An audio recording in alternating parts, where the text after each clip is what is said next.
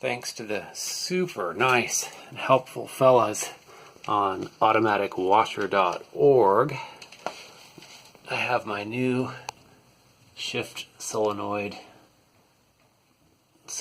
installed. The one for wash was working, but they come as a pair.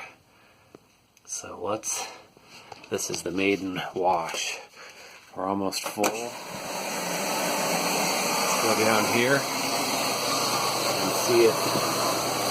First, it's hard to see under there. See if the first shift works right. That fills up.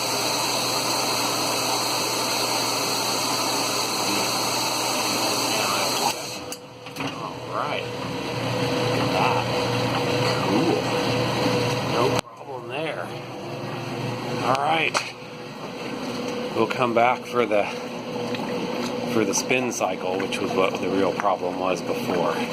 Here's the crusty ones, a little crusty. Looks like a little water's been leaking in there, and I think just got into that coil right there. I think that's probably what got it.